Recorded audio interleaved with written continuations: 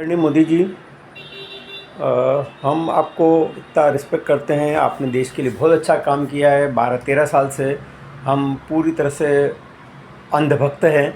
हम आपके कामों की सराहना करते हैं और आप देश के लिए सच में विकास कर रहे हैं। बाकी जो आपका जो नारा था, सबका साथ सबका विकास, वो नारा पूरा होता नहीं दिख रहा है।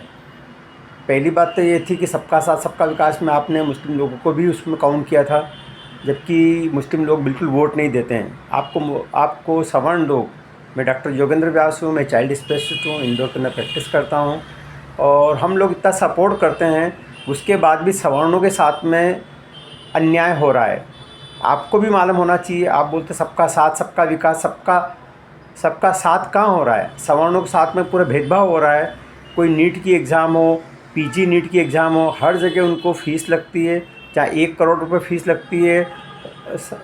सामान्य स्टूडेंट को वहाँ पे एससी एसटी और इनको फ्री में इनको एडमिशन मिल जाता है।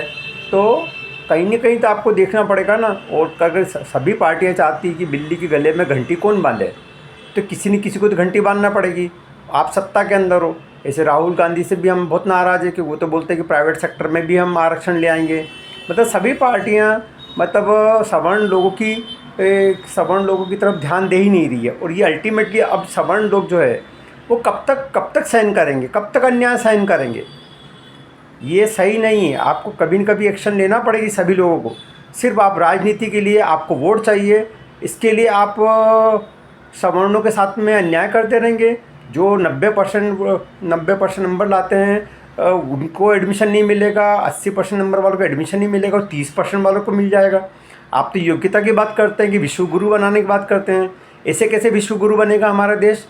विश्व गुरु बनाना है तो आपको योग्यता की वैल्यू करना पड़ेगी। ये सभी पार्टियों को सर्वदलीय बैठक बुलाना चाहिए, इसके ऊपर बात होना चाहिए। और क्रीमी लेयर वाली बात है, ये तो 100% सुप्रीम कोर्ट ने भी कहा है। क्रीमी लेयर को क्यों नहीं हटाएंगे? जो एक बार आईएएस ऑफिसर बन गए हैं, जो टीना डाबी के जो बच्चे हैं, और टीना डाबी जो है उसके मम्मी पापा ऑलरेडी आईएएस थे, तो अब वो मायावती है, चंद्रशेखर रावण है, ऐसे बहुत से लोग जो है, रामविलास पासवान के बच्चे चिराग पासवान हैं, उनको क्या ज़रूरत है? गरीब आदमी, क्या गरीब ब्राह्मण आदमी की कोई अगर योग्य है तो उसको मौका क्यों नहीं मिलना चाहिए? आरक्षण सिर्फ और सिर्फ आपको आर्थिक आधार पर देना चाहिए। ये जो आधार चल रहा है, जो 10 साल के लिए आरक्षण दिया था, ये 80 साल हो गए। कब तक आरक्षण को हम सहन करें? कब तक आपको इसी बहाने वोट देते रहे कि हिंदू बटेगा तो कटेगा? हम यही सोचते कि हिंदू बट नहीं जाए आरक्षण के नाम पे, तो सवर्ण लोग मरते रहे हमेशा। हमेशा अयोग्य लोग आगे आते रहें, योग्य लोगों को मौका नहीं मिले।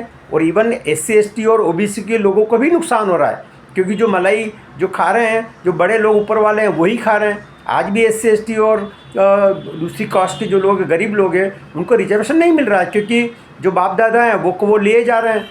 जो बड़ी फैमिली वाले लोग हैं, जो आगे बढ़ गए हैं, वो आगे बढ़ते ही जा रहे हैं। जो कलेक्टर बन गया है, आईएएस ऑफिसर बन गया, उसके घर में फैमिली के अंदर बिल्कुल रिजर्वेशन नहीं मिलना चाहिए। कोई नियम कानून कायदे बनाइए, ऐसे तो देश आगे बढ़ने से रहा।